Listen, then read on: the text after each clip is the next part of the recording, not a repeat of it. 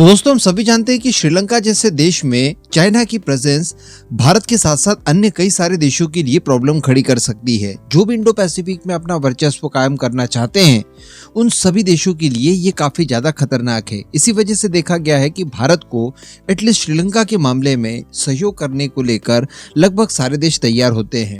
France Bharat के साथ मिलकर श्रीलंका का कर्ज किस तरह से निपटाया जाए इन सब को लेकर प्लानिंग कर रहा है।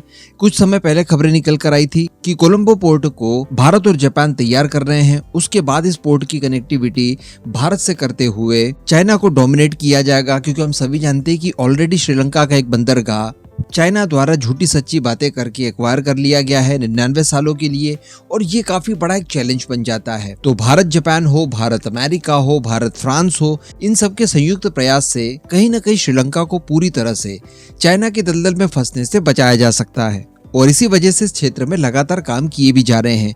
लेकिन इसी बीच एक और खबर निकल कर आती है। ये खबर कुछ ऐसी है कि भारत और रशिया मिलकर श्रीलंका के एक एयरपोर्ट को खरीदने जा रहे हैं। अब ये अपने आप में एक बड़ी खबर तो है ही कि देखिए, भारत और रशिया किसी जमाने में केवल डिफेंस तक ही अपना साझा व्यापार सीमित रखते थे, लेकिन अब वेरियस क्षेत्रों में दोनों देश अपना व्यापार आगे बढ़ा रहे हैं, इन्वेस्टमेंट वगैरह किए जा रहे हैं। अच्छी बात है। लेकिन इससे भी बड़ी बात देखने के लिए ये मिलती है कि जिस एयरपोर्ट को खरीदने जा रहे हैं भारत और रशिया, ये एयरपोर्ट पूरी दुनिया में सबसे खराब माना जाता है और सबसे सुस्त पड़े हुए एयरपोर्ट्स में से ये एक है। यानी यहाँ पर बिल्कुल भी ट्रैफिक होता ही नहीं है। और रिपोर्ट में भी आप स्पष्ट रूप से देख सकते हैं कि भारत और रूस दुनिया के सबसे खराब और सबसे खाली एयरपोर्ट को खरीदने में दिलचस्पी दिखा रहे हैं।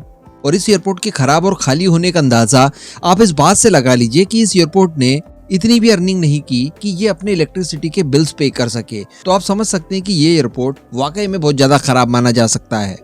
लेकिन दोस्तों बड़ी बात यह है कि इस एयरपोर्ट को चाइना के पैसों से बनवाया गया है। जी हाँ, और ये कांड चाइना अक्सर देशों में करते रहता है। चाइना जब भी इन्वेस्टमेंट के बहाने किसी भी देश को हथियाने की कोशिश करता है तो वो जाकर एयरपोर्ट्स वगैरह और बड़े बड़े इंफ्रास्ट्रक्चर तैयार करता है, और इसके लिए उन्हें ढेर सारा पैसा और लोन वगैरह फांसने के लिए दे देता है। और इन सब इंफ्रास्ट्रक्चर को वो ऐसी जगह तैयार करता है जहाँ से उस देश को तो कोई फायदा नहीं होता। थोड़ा बहुत फायदा चाइना खुद उठा लेता है और बाकी बड़े बड़े इंफ्रास्ट्रक्चर बनाकर तैयार कर देता है, जिससे कि कोई अर्निंग ना हो। और उस इंफ्रास्ट्रक्चर को बनाने के लिए जो कर्ज लिया गया है चाइना से, उसके जाल में वो देश फंस जाए। और इसी का नतीजा ये देखने के लिए मिला है। इसी तरह के एक एयरपोर्ट की बात नेपाल के अंदर भी की जाती है। आपको जानकर आश्चर्य होगा कि ये श्रीलंका के हम्बनटोटा बंदरगाह से केवल 18 किलोमीटर की दूरी पर स्थित है। ये वही हम्बनटोटा पोर्ट है जो कि चाइना द्वारा श्रीलंका को फंसाते हुए 99 सालों के लिए एक्वायर कर लिया है। यानी अब आप समझ सकते हैं कि ये एयरपोर्ट चाइना द्वारा इसीलिए श्रीलंका से बनवाया गया ताकि इसका इस्तेमाल पूरी तरह से चाइना कर सके, और पैसा अल्टीमेटली श्रीलंका के खाते में डाल दिया। खर्चा पूरा श्रीलंका ने किया, लेकिन काम का ये केवल चाइना के लिए है। तो अब आप समझ सकते हैं कि अगर इस एयरपोर्ट को भारत और रशिया खरीदेंगे और इसका संचालन करेंगे तो ये चाइना के लिए कितना बड़ा हेडेक हो सकता है। अब बताया जा रहा है कि श्रीलंका में जो रशियन राजदूत हैं लेवन एस दजागेरियन, इन्होंने इस एयरपोर्ट को संचालित करने के लिए भारत के साथ मिलकर एक ज्वाइंट वेंचर बनाने के लिए संकेत दिए हैं। और रशियन राजदूत की तरफ से ये बताया गया है कि श्रीलंका के अंदर चूंकि पर्यटन का काफी ज्यादा महत्व है, तो ऐसी परिस्थिति में इस एयरपोर्ट का संचालन भारत और रशिया मिलकर अगर करेंगे तो इस क्षेत्र में काफी कुछ चीजें की जा सकती है। तो मुझे नहीं लगता कि इस बात के लिए भारत कभी भी इनकार करेगा।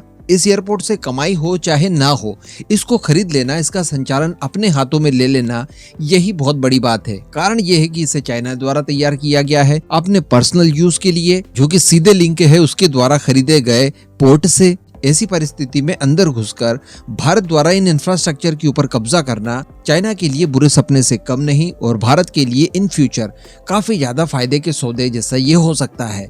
इस पूरे मुद्दे पर और इस पूरी प्लानिंग पर आपका क्या मानना है, नीचे कमेंट करके जरूर बताइएगा।